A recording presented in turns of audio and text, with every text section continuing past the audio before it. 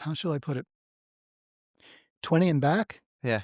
No, come on. No, So, yeah. I mean, this is the thing. Is there an occult concept here?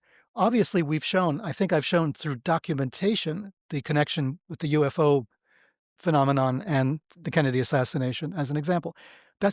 These are documented individuals that Yeah. had documented histories, right? So that we know. And the churches, that's again documented, right? So all of this is there. But does that mean there's a cabal of high-ranking Freemasons or something pulling the strings? No, because that's too public again, right? Yeah, yeah, yeah. That's not how this works. So there is again, we're talking about Fight Club. Yeah. There is a mechanism Yeah, yeah, yeah. whereby these things happen, right? Whereby a mystic, a Belgian mystic, at the turn of the century in Europe could predict Kennedy's assassination, Tell me right? about that. Um, well, there was a mystic Mhm. who wrote the famous play The Bluebird. Mhm. Okay, they made movies out of it. Maurice Maeterlinck, Belgian mystic. Mhm. And he was a mystic. He was an astrologer. He was a mystic. He also won the Nobel Prize for Literature. And he wrote The Bluebird, which they made into various versions. And if we get into Bluebird, that's pulling on a whole bunch of threads that we really don't have time Well, for. Operation Bluebird was pre-MKultra. Yes, it was. It was the first Yeah. MKultra. Was it named after Maeterlinck? This is the point I'm coming to make. So you brought up MKultra. Yes. MKultra was a government program run by the Central Intelligence Agency. Originally started as something called Bluebird in 1948-49, morphed into Artichoke, and then in 1952 became MKultra. It was a mind control program, a brainwashing program. The CIA was trying to learn how to control people's behavior without their knowledge. Now, this all came out in Senate and congressional hearings in the 70s. It was exposed, but nobody knew about it until 1974 when Seymour Hersh, the New York Times reporter, reported it on the front page of the paper. So their main objective was to create what they called hypno-programmed assassins, people who would kill on command, popularly known as Manchurian candidates, after a book that was written in 1962 and later became a movie and then a movie again. The people would be, through drugs and hypnotism, the objective was to get people to go and commit an act of murder against their moral code and have no memory of their programming and be amnesic even of the act after the fact often. That was that was their main goal, but they were also trying to create couriers, people, military people that they could implant messages, send them, across dangerous areas where there were, at that time it was the Vietnam War, and deliver messages and then have them wiped from their memory in case they were captured. They had all kinds of objectives. So Roger Smith was supervising Manson when he became he was able to do exactly what the MKUltra program had been trying to create and do for, at that point, about 15, 17 years.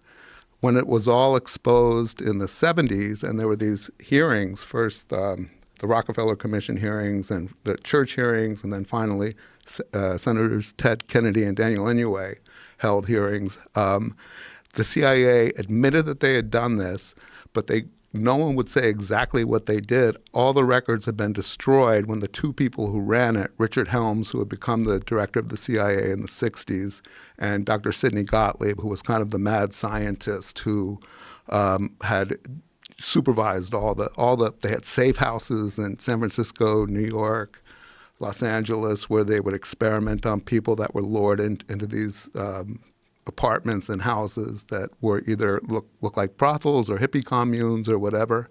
And the people who were working at the Haight-Ashbury Free Medical Clinic that was run by another Smith, which makes it a little confusing, but Dr. David Smith, who founded it, he had given an office to a scientist named Jolly West, Louis J. West, who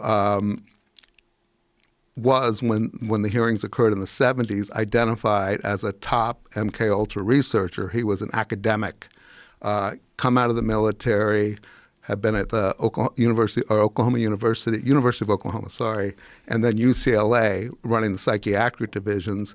He denied ever being involved in MKUltra.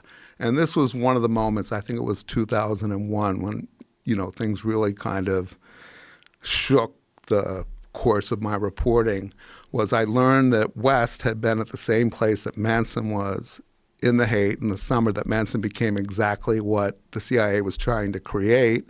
And I knew, actually, I'd interviewed West about 7 years before for a story I did about celebrity stalkers and people who were obsessed with stars and then only to kill them or try to kill them.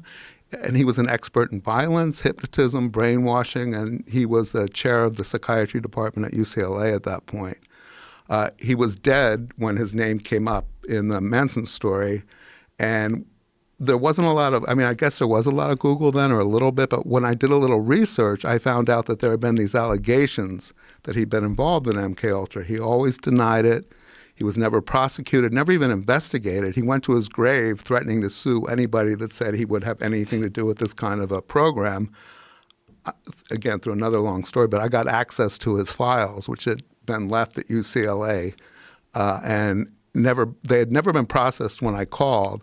And when I made the request, it took them 2 or 3 months to process the papers. I went through them through the whole summer looking for a needle in a haystack, and it was intuition, gut. I just thought there might be something there.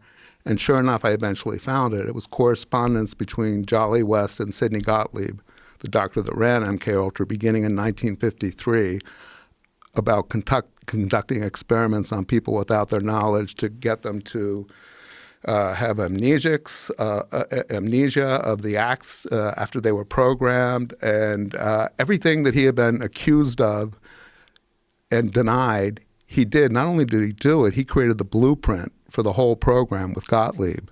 The fact that all these kind of interesting research programs merged at the Haight, at the clinic, and then Manson came out of it with the power to do exactly what the MKUltra had been trying to create for up to that point, I thought was worth investigating further. And that's why I kept going and going and going.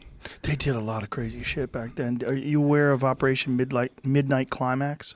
Those were the safe houses in San Francisco. Well, that was the brothel version of it. Yeah. Where they lured these Johns into these brothels and then dosed them up with LSD and studied them. Yeah, George Hunter White was the head CIA guy, and he would sit behind a two-way or a one-way mirror and watch them. The Johns would be dosed with LSD. They tried aerosols or just drinks, different things, and then they would study their behaviors. Aerosols?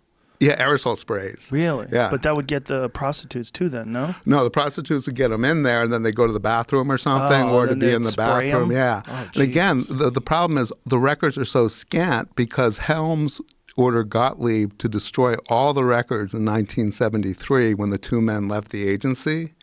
And the only reason anybody ever discovered that it existed was a whistleblower, somebody who used to work for the State Department who remembered that there were records in a warehouse, and they were just financial records from the beginning of the program in 52 until the end, and the possible end in 73.